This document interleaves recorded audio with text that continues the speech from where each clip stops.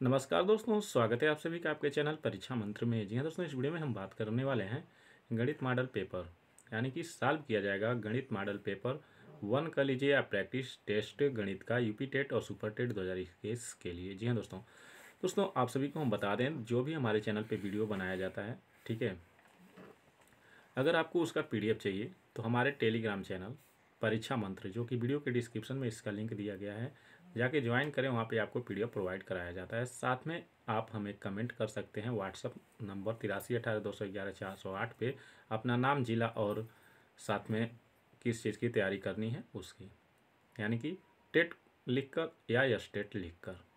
ठीक है, तो चलिए शुरू करते हैं दोस्तों। शुरू करने से पहले वीडियो को एक बार लाइक कर दीजिएगा। तो दोस्तों, पहला प्रश्न यहाँ पे आपका बन के आ रहा है, ए की मासिक आय बी के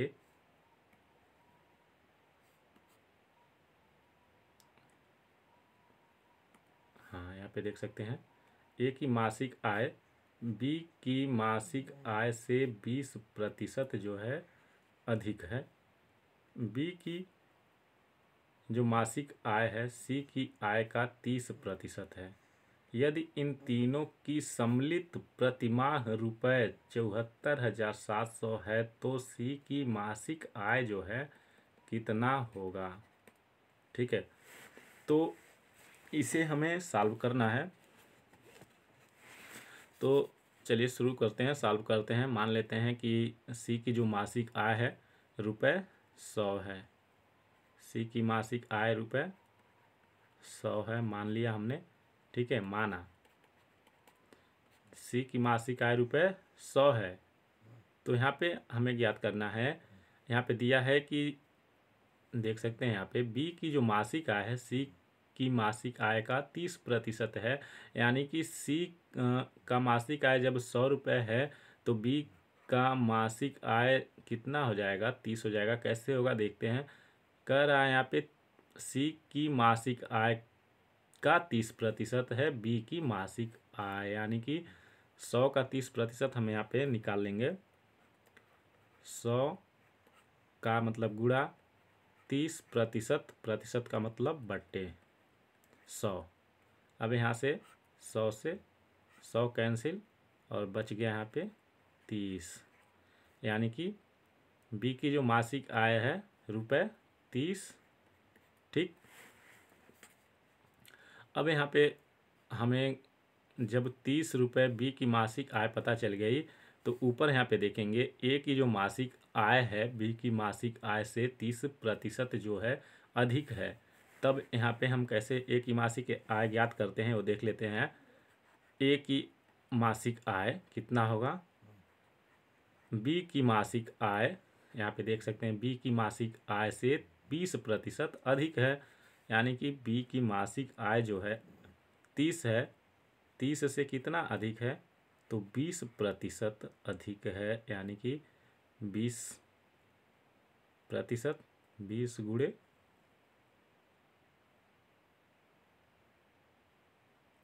100, 30 का, यानी कि एक सेकेंड,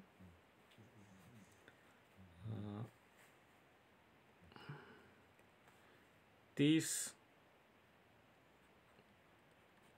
का 20%। ठीक है, यहाँ पे देख सकते हैं ए की मासिक आय बी की मासिक आय से 20% जो है अधिक है, यानी कि 30 से 20% अधिक है, यानी कि 30 गुणे 20/100।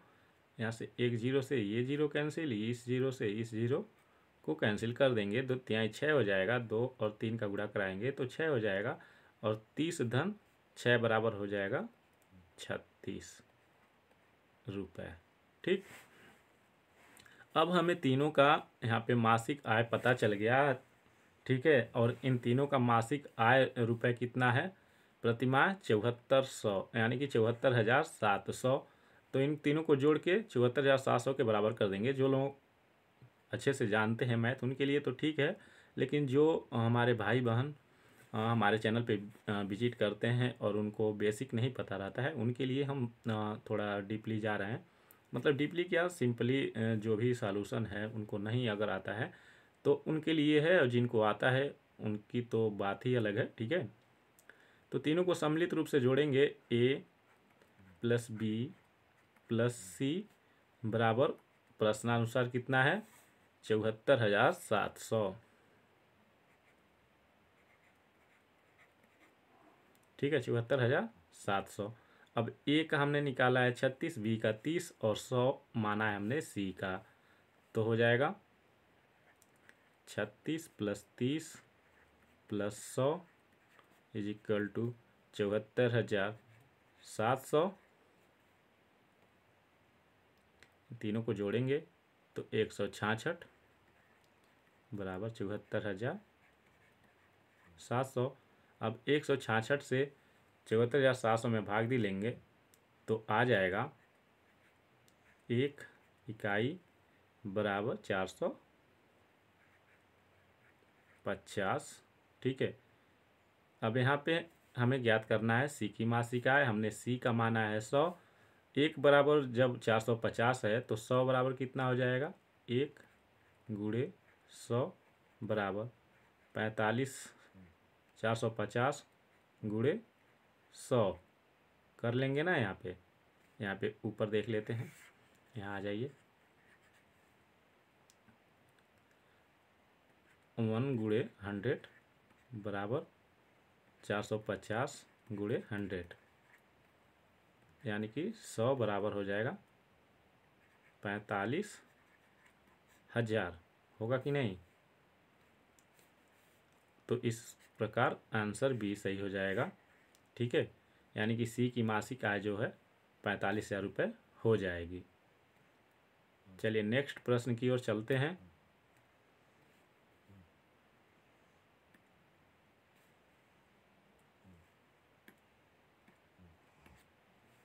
हाँ, दूसरा प्रश्न है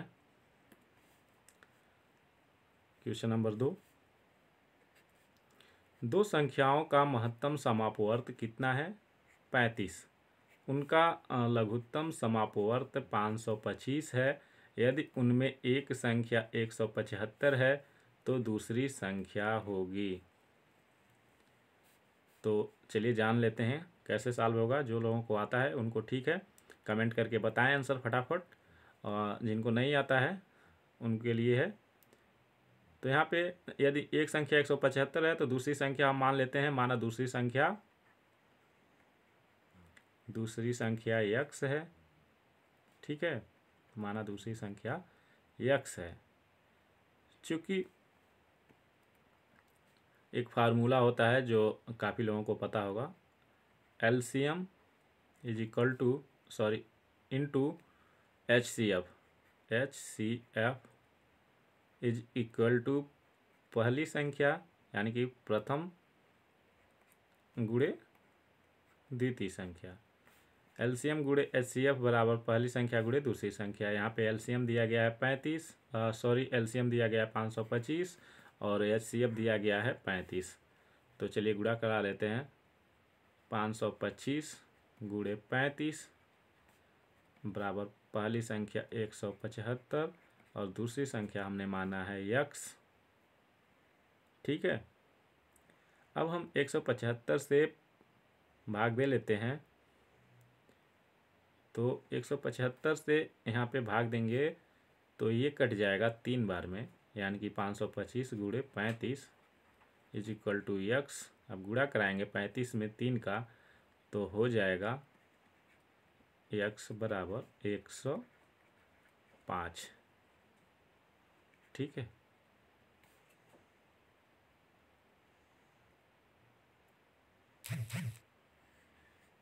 ठीक, यानी कि ऑप्शन नंबर डी सही होगा। नेक्स्ट प्रश्न की ओर चलते हैं। तीसरा प्रश्न है,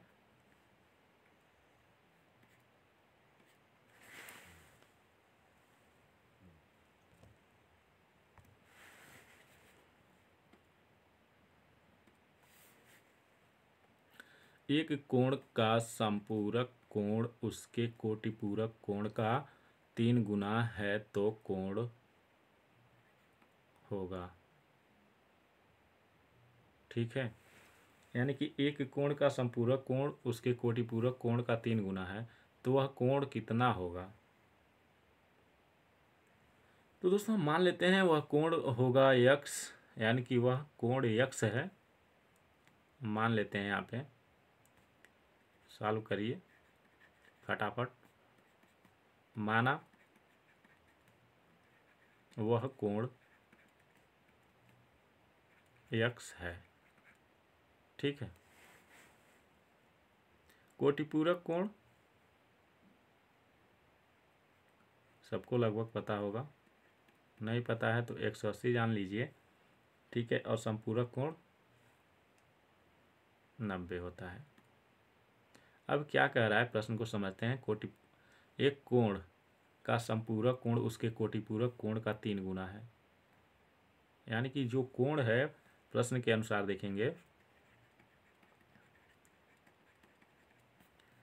तो जो कोण है यानी कि यक्स इसका कोटिपूरक कोण जो है बराबर है उसके समपूरक कोण के 3 गुने के, ठीक। अब इसको सॉल्व करते हैं।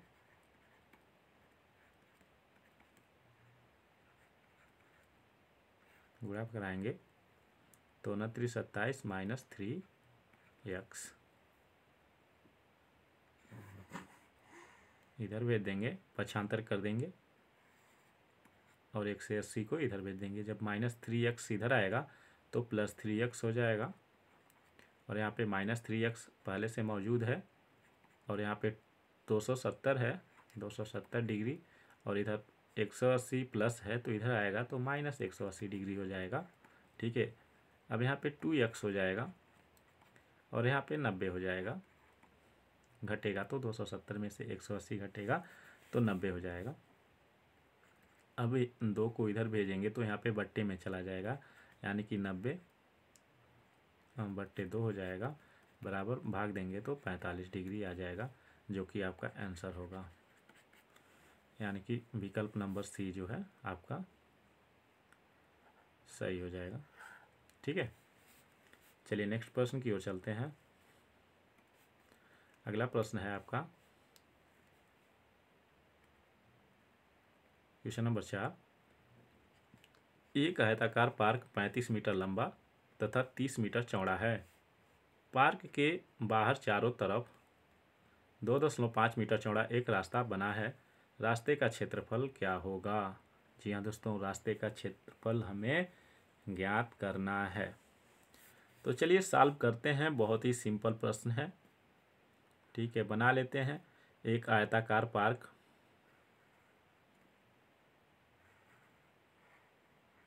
ठीक है। ये हमारा आयताकार पार्क है, ठीक है। अब इसकी लंबाई जो है कितना है? 35 मीटर है यहाँ से यहाँ तक, ठीक है। चौड़ाई दिया गया है यहाँ पे 30, यानी कि चौड़ाई जो है यहाँ से यहाँ तक कितना है? 30 मीटर है। अब ये आगे प्रश्न क्या कह रहा है देखते हैं। आगे कह रहा है पार्क के चारों तरफ रास्ता जो बना है 2.5 मीटर चौड़ा एक रास्ता है, यानी कि पार्क जो है इसके चारों तरफ, पार्क के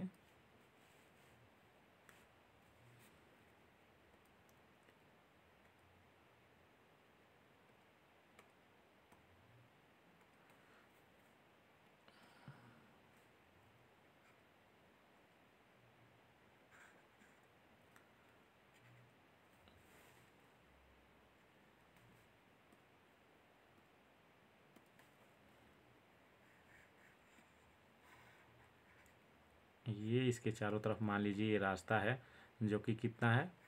2.5 मीटर चौड़ा है। तो 2.5 मीटर चौड़ा रास्ता बना है,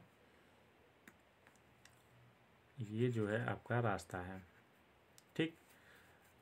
अब रास्ते का क्षेत्रफल हमें जब ज्ञात करना है तो सबसे पहले हम क्या करेंगे, ये भी एक आयत बन रहा है, ठीक है।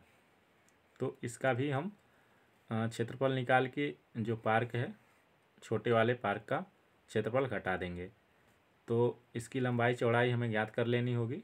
तो जब यहाँ से यहाँ तक लंबाई इसकी 35 है, तो ये जो यहाँ पे 2.5 बढ़ रहा है और यहाँ पे 2.5 बढ़ रहा है, यानी कि कुल 5 बढ़ रहा है, तो 35 से 40 लंबाई हो जाएगी। ठीक है, और चौड़ाई हो जाएगी 35 इसकी, बड़े वाले आयत की। तो इसका क्षेत्रफल होता है आयत का, किसी भी आयत का क्षेत्रफल जो होता है वो होता है कि लंबाई गुणे चौड़ाई, L B 1 minus L B 2। तो अब यहाँ पे हम 35 गुणे 40, जो भी कर लीजिए, 40 गुणे 35 कर लीजिए, या 35 गुणे 40, कोई फ़र्क नहीं पड़ने वाला है। 35 गुणे 30 कर लेंगे। ठीक है,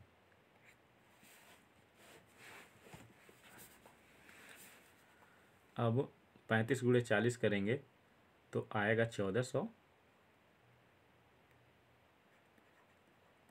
माइनस इसको जब गुणा कराएंगे 35 गुणे 30 का तो आएगा 1050, घटाएंगे तो आपका आ जाएगा 350 वर्ग मीटर, जो कि विकल्प में नहीं है। ठीक है, विकल्प में इसलिए नहीं है क्योंकि प्रश्न जो है थोड़ा सा मिसप्रिंट हो गया है। ये जो है 35 जो है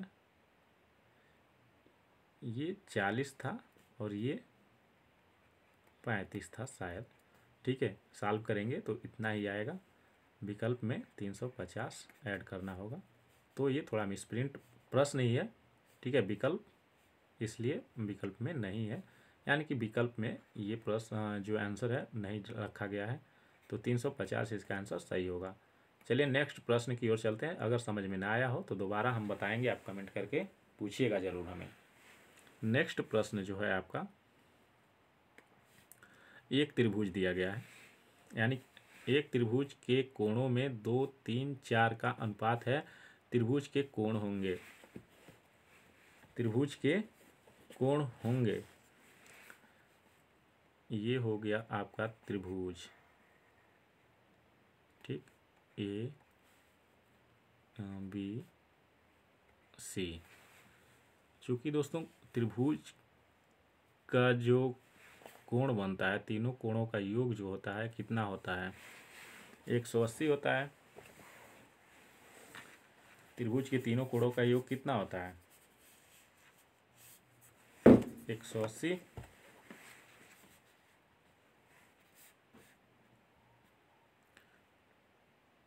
कोण ए प्लस कोण बी प्लस कोण सी बराबर हो जाएगा 180।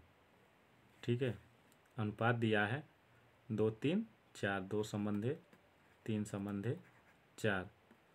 तो माना कोण ए जो है 2x और कोण बी जो है 3x और कोण सी जो है 4x है। ठीक है, तो 2x प्लस 3x इसमें पुट कर देंगे इसका मान, और फिर 4x बराबर हो जाएगा 180।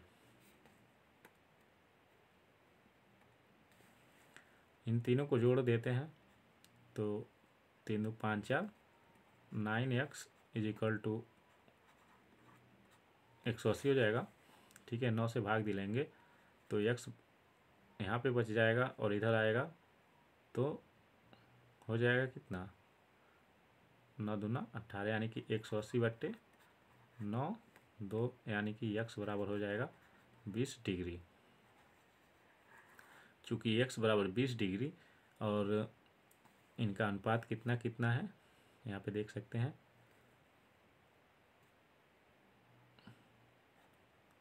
2x 3x 4x मान को रखेंगे तो हो जाएगा कोण ए बराबर 2x है, बराबर 2 गुणे 20 कर लेंगे, बराबर हो जाएगा आपका 40 डिग्री। कोण बी बराबर 3x है, 3 गुणे 20 कर लेंगे 20 डिग्री, 60 डिग्री हो जाएगा। ठीक है, और कोण सी यहाँ पे देख लेते हैं। कोण सी बराबर है 4x, 4 × 20 कर लेंगे बराबर 80। ठीक, अब इनका अनुपात हम यहाँ पे कर लेते हैं। ठीक है, अनुपात यहाँ पे कर लेते हैं। कोण ए संबंधे कोण बी संबंधे कोण सी, कोण ए संबंधे कोण बी संबंधे कोण सी। तो हमको इनका वैल्यू पता चल गया है।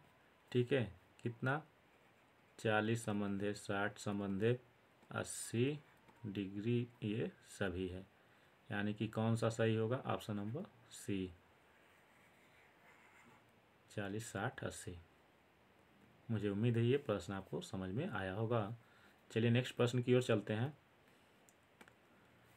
क्वेश्चन नंबर 6 जो है, गुणात्मक प्रतिलोम निकालना है, जो कि आपको ये पूरा प्रश्न नहीं दिख रहा होगा। तो चलिए, ये तो छपा है लेकिन यहाँ पे नहीं दिख रहा है। अब चलिए हम आपको पीडीएफ में दिखा देते हैं।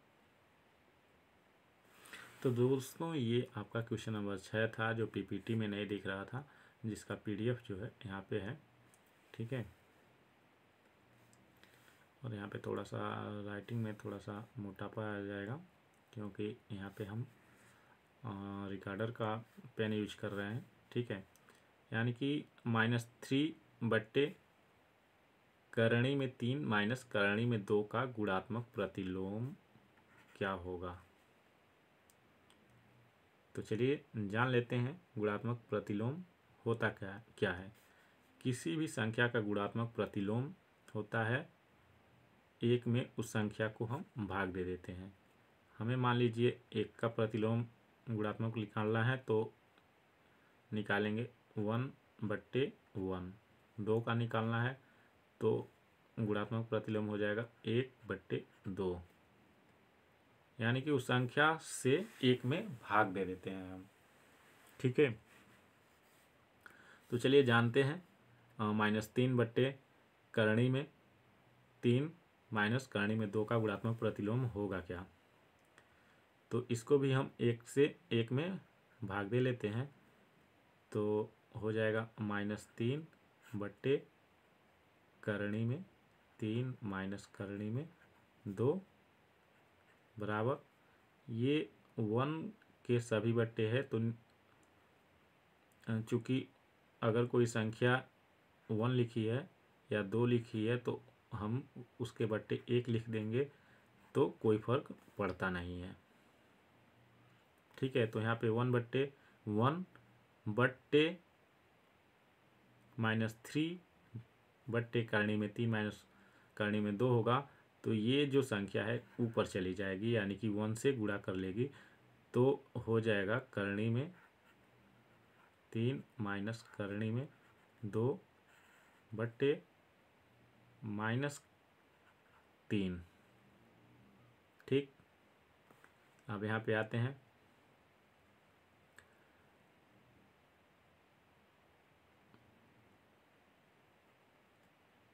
माइनस को इधर कर लेते हैं और बड़ा सा कोष्टक लगाते हैं, बड़ा वाला।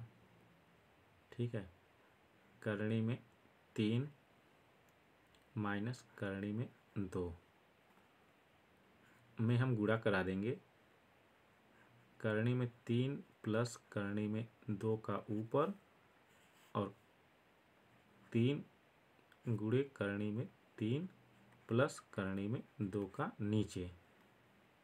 तो अब यहाँ पे देख रहे हैं माइनस करणी में 3 करणी में माइनस करणी में 2, सॉरी करणी में 3 माइनस करणी में 2 गुणे करणी में 3 प्लस करणी में 2, ये हो रहा है a² माइनस b² के फार्मूले पे। ठीक है, a² माइनस b²। तो अगर इसको सॉल्व करते हैं यहाँ पे नीचे, तो माइनस फिर बड़ा कोष्टक। अब यहाँ पे करणी में 3 का वर्ग माइनस करणी में 2 का वर्ग बट्टे 3 कोष्टक में करणी में 3 प्लस करणी में 2। ठीक है, अब यहाँ पे आएंगे आगे, यहाँ पे देखते हैं, सॉल्व करते हैं। ठीक है।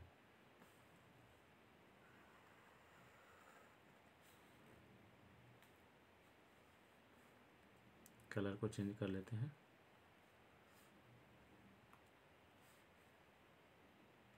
ठीक, तो हो जाएगा माइनस कोष्टक में, यहाँ पे देखेंगे करणी में 3 का होल स्क्वायर है, तो स्क्वायर से जब करणी का गुणा होता है तो करणी खत्म हो जाता है, यानी कि यहाँ पे बचेगा 3 माइनस यहाँ पे बचेगा 2 और बट्टे 3 कोष्टक में करणी में 3 प्लस करणी में 2। अब यहाँ पे देखेंगे -3 - 2 बराबर हो जाएगा 1, यानी कि कोष्टक में यहाँ पे रहेगा 1 बट्टे 3, करणी में 3 प्लस करणी में 2। तो इस प्रकार से आंसर हो जाएगा ऑप्शन नंबर यहाँ पे आपका बी। ठीक है, तो मुझे उम्मीद है समझ में आया होगा। चलिए नेक्स्ट प्रश्न की ओर चलते हैं। नेक्स्ट प्रश्न है क्वेश्चन नंबर 7। क्योंकि ये PDF है तो गणित की प्रकृति है।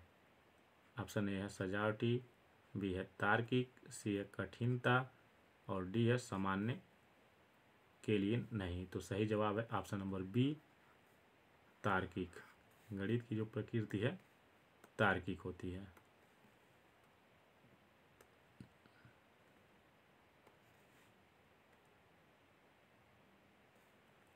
नेक्स्ट प्रश्न है क्वेश्चन नंबर 8। PPT पे चलते हैं।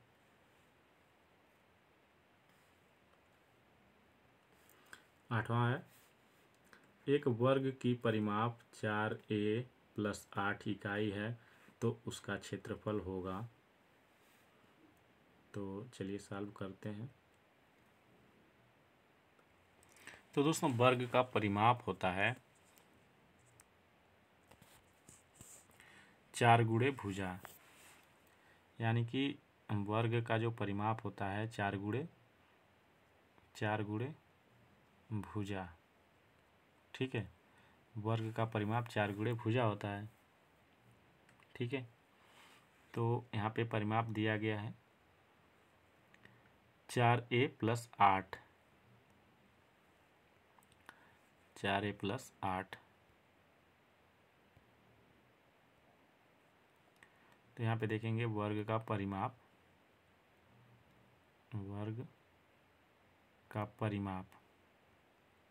बराबर 4a + 8। यहाँ पे 4 गुणे भुजा, यानी कि 4 गुणे माना भुजा बराबर x है। तो दोस्तों यहाँ पे जो हमने यहाँ पे वर्ग का परिमाप माना है, ठीक है,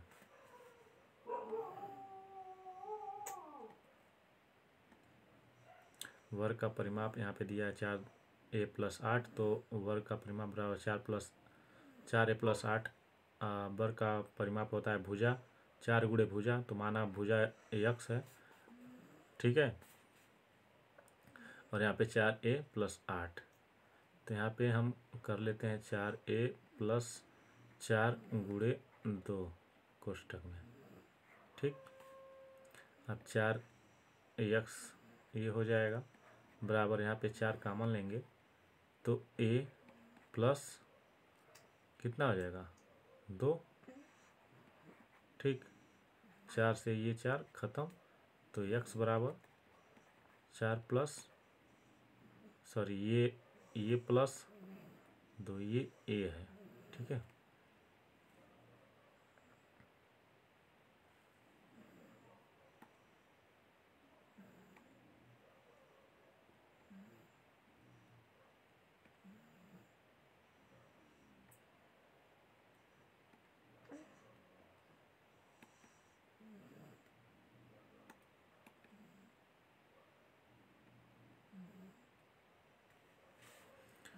तो x बराबर हो जाएगा a + 2।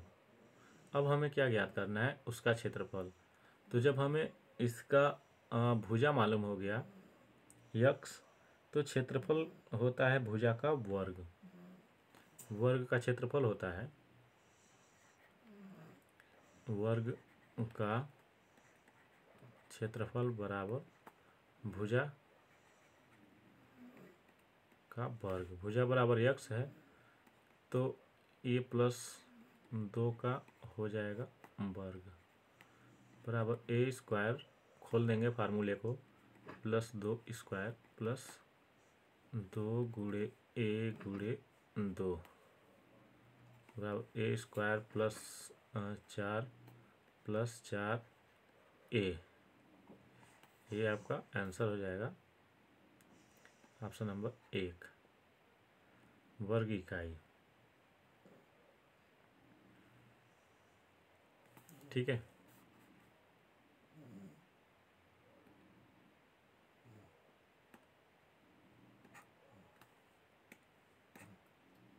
क्वेश्चन नंबर 9 है,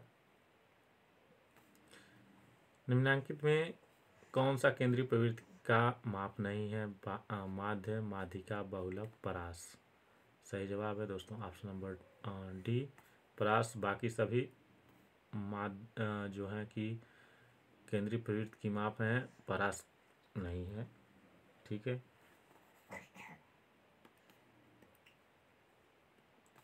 क्वेश्चन नंबर 10 है आपका, एक अच्छा गणितज्ञ होने के लिए जरूरी होता है क्या चीज़? ये है सवालों के उत्तर देने की तकनीकी में निपुणता,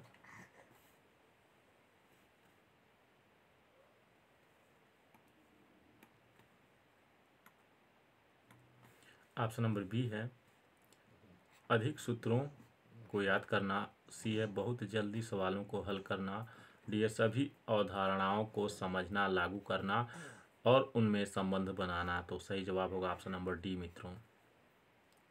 नेक्स्ट प्रश्न है,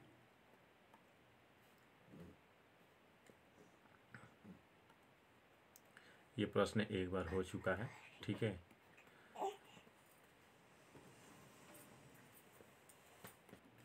नेक्स्ट प्रश्न है, यदि कोई राशि 5% वार्षिक साधारण ब्याज की दर से 6 वर्षों में ₹26 हो जाती है तो राशि है। दोस्तों साधारण ब्याज का सूत्र होता है मूलधन ब्याज बराबर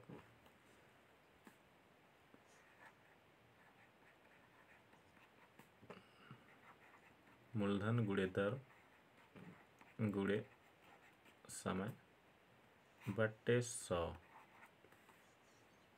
चूँकि यहाँ पे दिया है ये यदि कोई राशि 5% वार्षिक साधारण ब्याज की दर से 6 वर्षों में ₹26 हो जाती है, यानी कि ये मिश्रधन दे दिया गया है। ठीक है। तो जब मिश्रधन दे दिया गया है तो वह राशि पूछ रहा है। ठीक है। तो ब्याज दिया है 26, माना मूलधन जो है P है। ठीक है। मूलधन क्या है? P है। तो ब्याज हो जाएगा 2600 माइनस P बराबर होगा कि नहीं होगा? जब हम मिश्रधन में से मूलधन घटा देंगे तो ब्याज बचेगा। ठीक है। बराबर मूलधन हमने माना है P गुणे दर है 5%, समय है 6 बट्टे 100। ठीक। अब इसको सॉल्व करते हैं। ठीक है। 2600 माइनस P बराबर P गुणे ऊपर गुणा कर लेंगे 5 6 के 30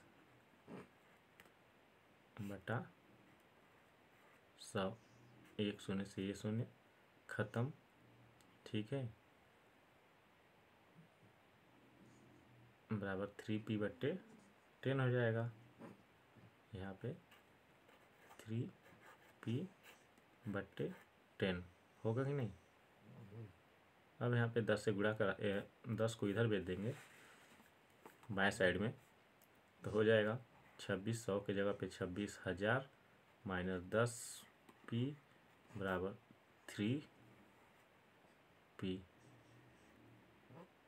10p को दाहिने पक्ष में भेजेंगे तो हो जाएगा 26,000 बराबर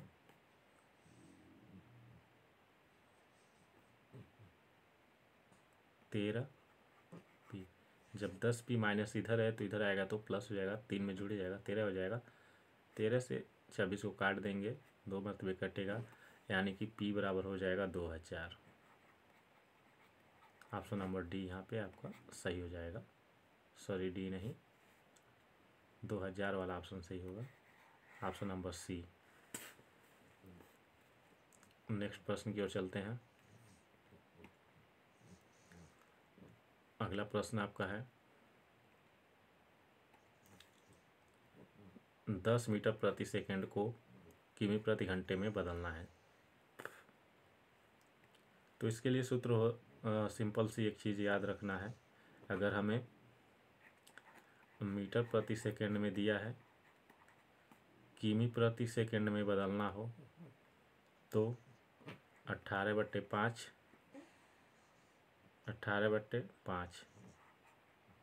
से गुणा कराना होगा, और अगर किमी प्रति घंटा में दिया हो तो 5/18 से गुणा कराना होगा। ठीक है, तो यहाँ पे 18/5 से गुणा कराएंगे, 10 × 18, 18/5 हो जाएगा। अब ये किमी प्रति घंटा, 5 से काट देंगे, 2 मत में ये कट जाएगा, और यहाँ पे 18 है तो 36 हो जाएगा किमी प्रति घंटा। ठीक, नेक्स्ट प्रश्न है आपका, चित्र में कोण बी 70, कोण सी 60, कोण ई बी सी का मध्य बिंदु तथा एफ ए बी का मध्य बिंदु है, तब कोण एफ ई बी का मान होगा। चूँकि कोण ए और बी जो है, सॉरी, भुजा ए बी का मध्य बिंदु ई है, एफ है, और बी सी का मध्य बिंदु ई है। ठीक है, तो कोण जो बन रहा है ए सी बी बराबर 60, तो एफ ई बी बराबर भी 60 हो जाएगा, क्योंकि एफ ए बी का मध्य बिंदु है और ई जो है बी सी का मध्य बिंदु है।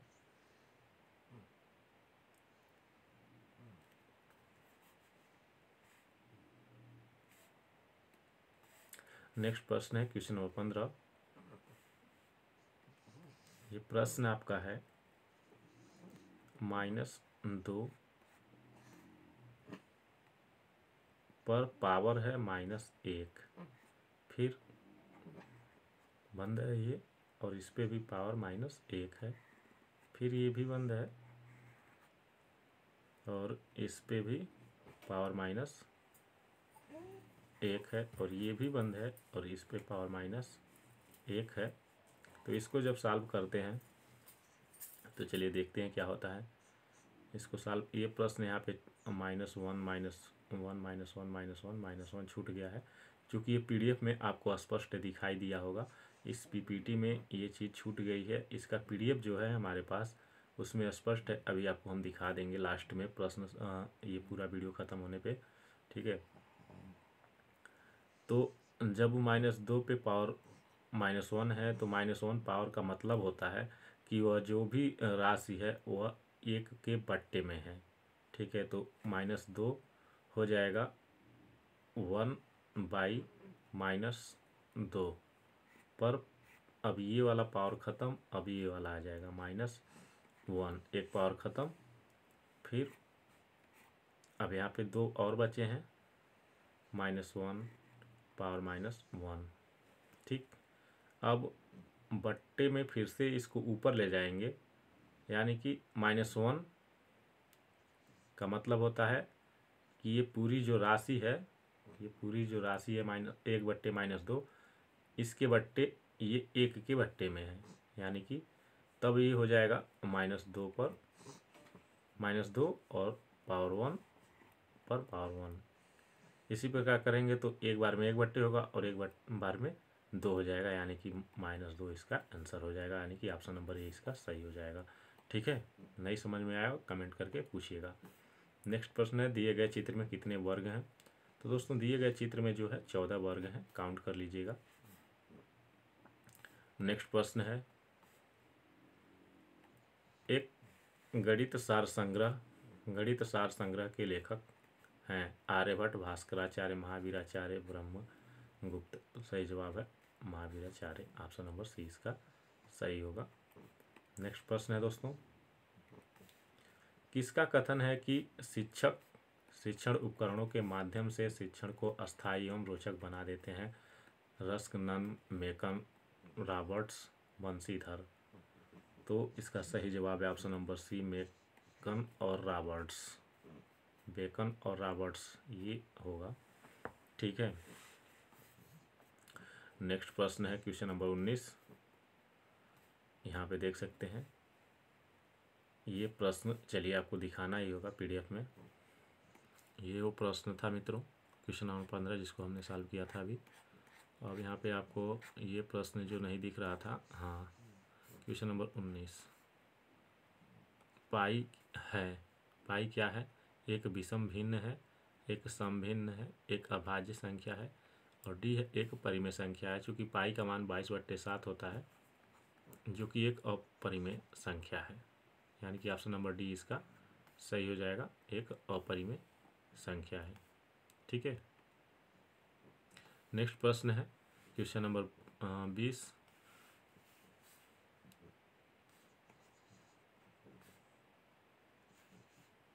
यदि किसी चतुर्भुज के विकर्ण एक दूसरे को समकोण पर विभाजित करते हैं तो वह चतुर्भुज वो कौन सा होगा? ऑप्शन ए है समचतुर्भुज, बी है समलंब चतुर्भुज, सी है आयत और डी है पतंग। तो सही जवाब है दोस्तों ऑप्शन नंबर ए, समचतुर्भुज होता है, ऑप्शन नंबर ए।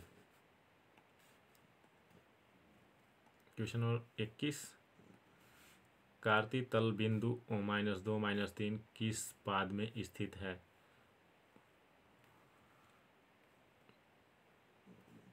ये आपका वाय अक्षांश हो गया और ये आपका एक्स अक्षांश हो गया। ठीक, ये प्लस प्लस, ये जो है इसमें प्लस प्लस यहाँ पे माइनस होता है और ये माइनस होता है वाई, और यहाँ पे एक्स माइनस होता है। ठीक है, तो हम लेते हैं एक्स और वाई। ठीक है, कार्तीय तल, तो एक्स वाई लेते हैं, तो इसमें एक्स भी प्लस होता है, वाई भी प्लस होता है।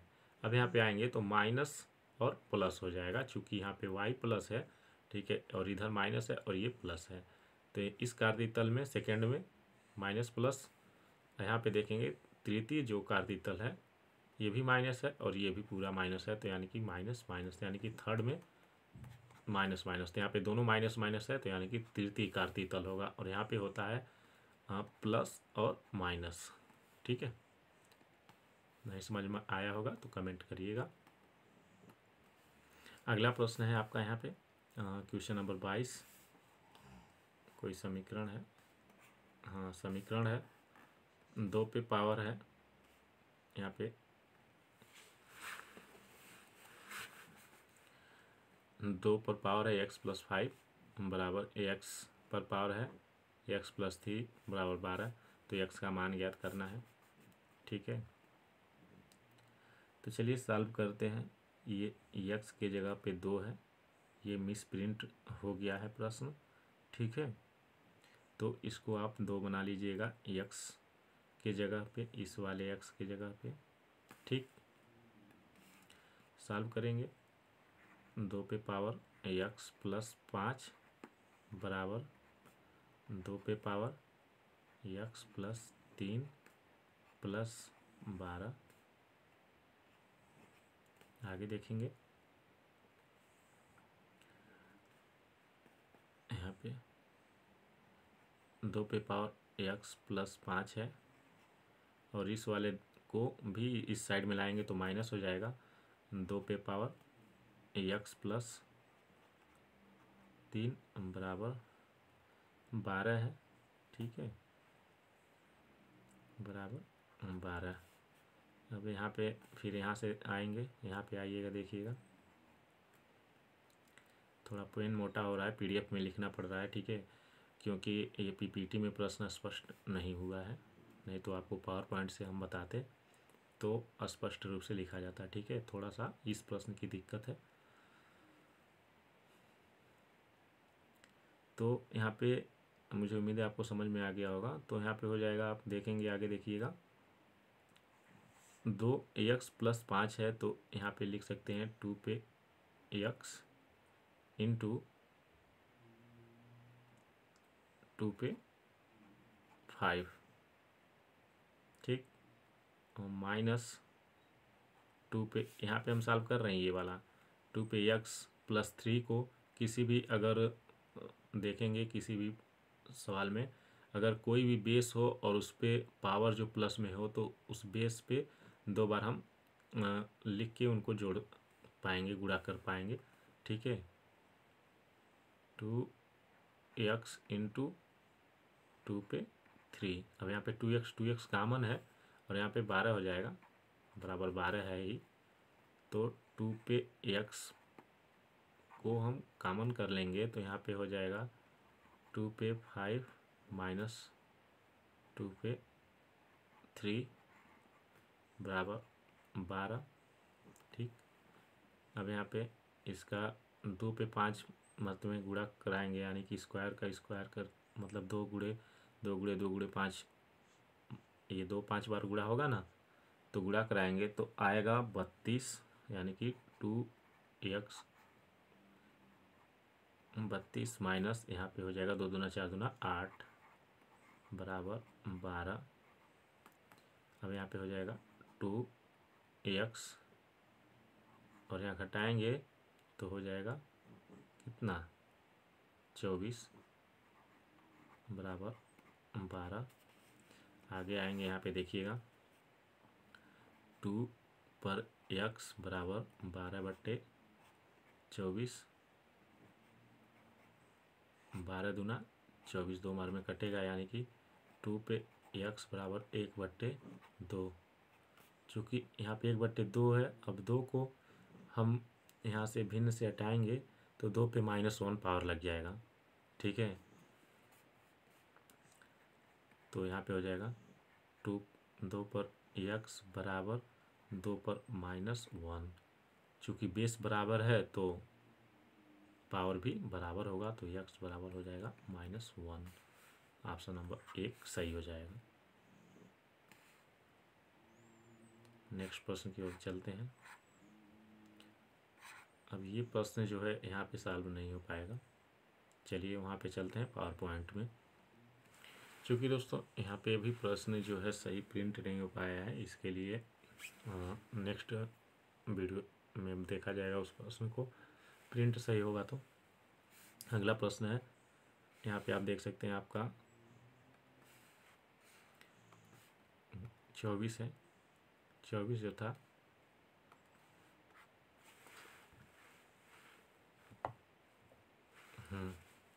यहाँ पे भी कुछ चीज़ें गायब हैं जो कि पीडीएफ में सही है। आपको पीडीएफ प्राप्त कर लीजिएगा, हमारे टेलीग्राम चैनल पे है, जो कि वीडियो के डिस्क्रिप्शन में लिंक दिया गया है। आप हमें अपना नाम और टेट लिखकर मैसेज करेंगे, ग्रुप में जोड़ दिया जाएगा व्हाट्सएप के, ठीक है। फिलहाल इस प्रश्न को देखते हैं। ये प्रश्न है, ये प्रश्न आपका है, एक सेकेंड, ये है 2/3, यहाँ पे है, नोट कर लीजिएगा, 2/3 और 3/4 का लघुत्तम समापवर्त याद करना है। बट्टे में है 2/3 और 3/4 का एलसीएम हम जब याद करेंगे, चूँकि होता है अगर भिन्न में दिया हो तो भिन्न का लघुत्तम समापवर्त होता है अंश का लसा,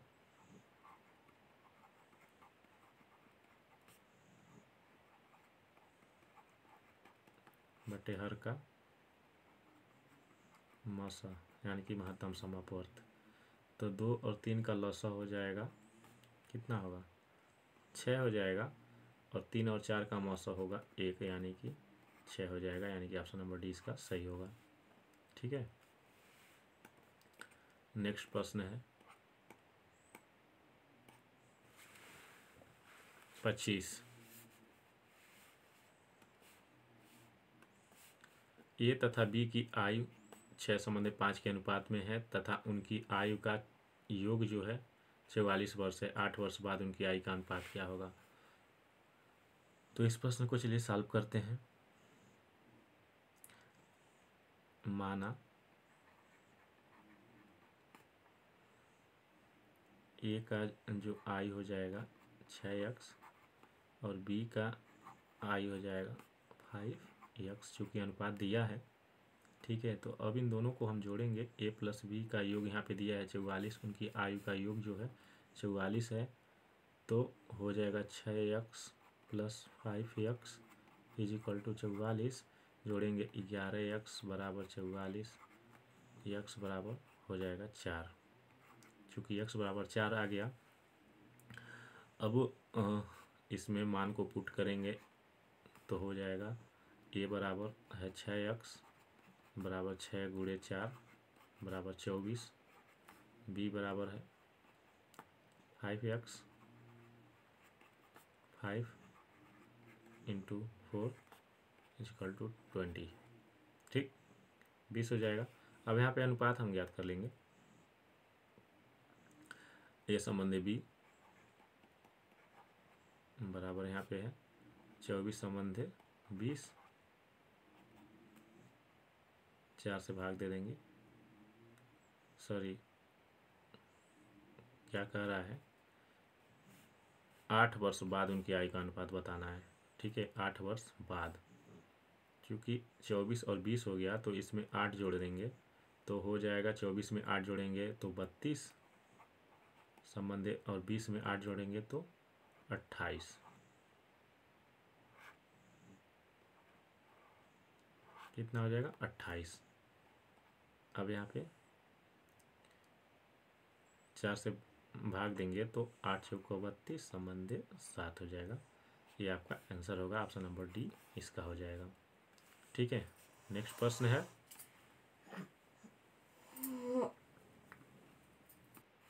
क्वेश्चन नंबर 26 है, गणित सभी विज्ञानों का सिंह द्वार व कुंजी है, यह कथन किसका है। ऑप्शन ए है बेकन, ड्यूट, स्किनर, कामेट।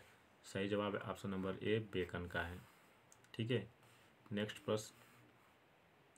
अब नेक्स्ट प्रश्न जो है 27, ये प्रश्न आपका यहाँ पे स्पष्ट नहीं है, आपका पीडीएफ में स्पष्ट है। यहाँ पे हम बता दें, ये प्रश्न है x प्लस 1/x का बराबर 5। ठीक है, तो x square plus 1/x square बराबर क्या होगा, ये प्रश्न है। नोट कर लीजिएगा, या पीडीएफ हम दे देंगे अपने टेलीग्राम चैनल पे, जो कि वीडियो के डिस्क्रिप्शन में लिंक है, वहाँ पे आपको स्पष्ट ये प्रश्न मिल जाएगा। ठीक है, चलिए सॉल्व करते हैं। चूँकि x square 1x plus 1/x बराबर 5 है, तो इसका दोनों तरफ का वर्ग कर देंगे हम, तो हो जाएगा x प्लस 1/x का होल स्क्वायर कर देंगे, और इधर भी स्क्वायर कर देंगे। ठीक है, दोनों पक्षों का वर्ग करने पे तो यहाँ पे a प्लस बी के फार्मूले को खोलेंगे तो x square plus 1/x square plus 2 गुणे x गुणे 1/x बराबर 25 हो जाएगा। तो x square plus 1/x square plus 2 गुणे, यहाँ पे x से x कैंसिल। ठीक है, तो सिर्फ 2 बचेगा, तो यहाँ पे हो जाएगा 25।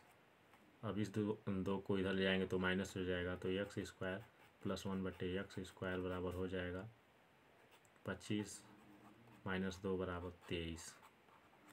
समझ में ना आया हो तो एक बार हमें ज़रूर पूछें।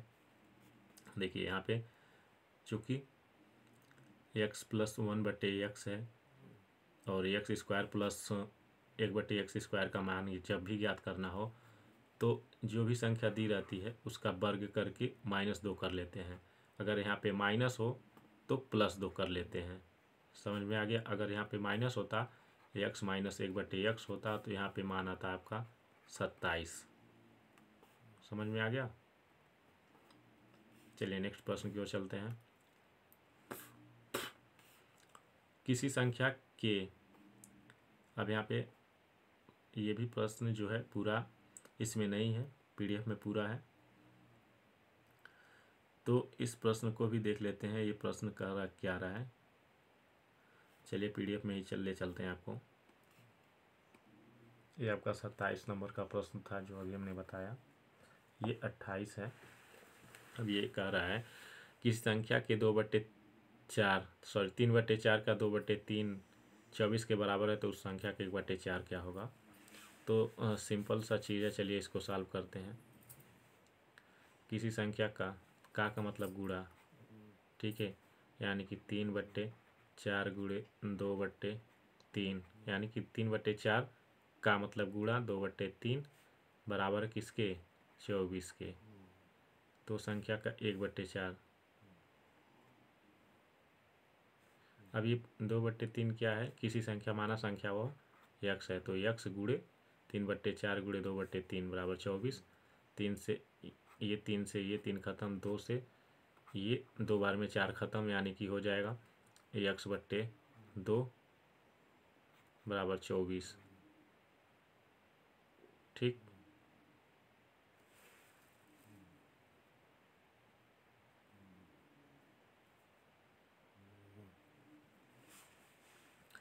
अब x/2 है, 2 को इधर भेजेंगे तो ये हो जाएगा x बराबर 48।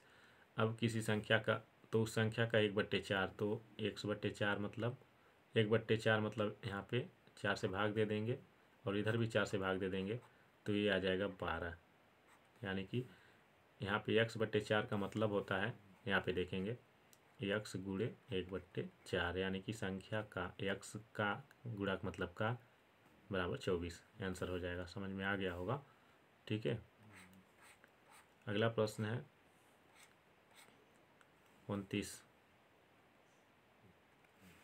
ये आपका प्रश्न है 29। 7 + 2 करीब 10 का वर्गमूल। चलिए वर्गमूल ज्ञात कर लेते हैं हम। ठीक है,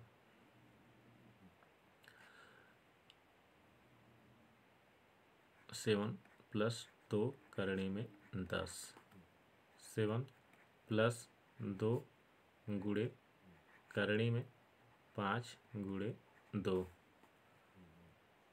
7 + 2 करणी में 2 गुणे करणी में 5। अब यहाँ पे देखिएगा ये है 7। अब इसको हम लिख सकते हैं करणी में 2 का वर्ग प्लस करणी में 5 का वर्ग। चूँकि करणी में 2 लिखे हैं, इसको हम वर्ग कर दिए, यानी कि जब करणी लग गई और स्क्वायर हो गया तो उसका मतलब होता है 2 ही। ठीक है, और यहाँ पे भी, और दोनों को जोड़ेंगे तो ये 7 के बराबर ही है। करणी में 2 का वर्ग प्लस करणी में 5 का वर्ग, ये 7 के बराबर है। ठीक है, अब यहाँ पे आगे लिखेंगे प्लस, जो कि ये बाकी है 2 करणी गुणे करणी में 2 गुणे करणी में 5। अब ये फार्मूला लग रहा है a+b का होल स्क्वायर, a+b का होल स्क्वायर। तो ये हो जाएगा करणी में 2 प्लस करणी में 5 का वर्ग। चूँकि a+b का होल स्क्वायर होता है a² + b² प्लस 2 गुणे a गुणे b। चूँकि इसी फार्मूले पे आधारित है। एक सेकेंड, तो ये आधारित है किस पे, a+b के होल स्क्वायर के फार्मूले पे। ठीक है, तो a करणी में 2 प्लस करणी में 5 का वर्ग। अब इसका हम वर्गमूल जब निकालेंगे तो हो जाएगा करणी में 2 प्लस करणी में 5, आपका आंसर हो जाएगा। जो कि ये पीडीएफ में आंसर छपा है, यहाँ पे नहीं छप पाया है। चलिए नेक्स्ट प्रश्न की ओर चलते हैं, और अंतिम प्रश्न है किसी संख्या के 60% का, अब यहाँ पे कौन सा भाग छूटा है, 36 है तो वह संख्या है। तो हम आपको बता दें, ये कितना 3/5वां भाग है। ठीक है, चूँकि 3/5वां भाग 36 है। यहाँ पे 3 एक सेकेंड। किसी संख्या के 60% का 3/5वां भाग, ये 3/5वां भाग 36 है। चूँकि PDF में स्पष्ट है। ठीक है, ये PPT में मैथ्स के कुछ प्रश्न ऐसे छप जा रहे हैं। ठीक है, तो आगे से ये ध्यान दिया जाएगा आपको। ये PDF जो है वीडियो के डिस्क्रिप्शन में टेलीग्राम लिंक है, वहाँ पे आपको मिल जाएगा इसका PDF। चलिए सॉल्व करते हैं। माना संख्या जो है यक्स है, तो यक्स का मतलब गुणा 60%, प्रतिशत का मतलब बट्टे 60/100 का 3/5वां भाग 3/5 बराबर 36। ठीक, चलिए सॉल्व इसको कर लीजिए आसानी से। 1 शून्य से 1 शून्य ख़त्म। ठीक है, अब ये हो जाएगा आपका, इसको पूरी तरह से सॉल्व करेंगे, एक्स का मान आ जाएगा आपका 100। ठीक, वो संख्या 100 है। आंसर आपका ऑप्शन नंबर ए सही होगा। तो दोस्तों मुझे उम्मीद है ये वीडियो आपको बहुत ही पसंद आया होगा। वीडियो पसंद आया हो तो लाइक एक बार ज़रूर करिएगा। चैनल पे पहली बार विजिट किए हों तो सब्सक्राइब कर लीजिए चैनल को। ठीक है, यहाँ पे UPTT की तैयारी टॉपिक वाइज कराई जाएगी। ठीक है, इस प्रकार से ये होता है कि आपका सारा जो भी जिधर का भी है थोड़ा बहुत छूट गया होता है तो ये दिमाग में लाने के लिए कराया जाता है। तो मुझे उम्मीद है ये मॉडल पेपर आपको या प्रैक्टिस सेट पसंद आया होगा। वीडियो अच्छी लगी तो लाइक कीजिए, शेयर कीजिए। चैनल पर नया हो चैनल को सब्सक्राइब करके बेल वाले आइकन को दबा लीजिए। धन्यवाद दोस्तों, मिलते हैं नेक्स्ट वीडियो में।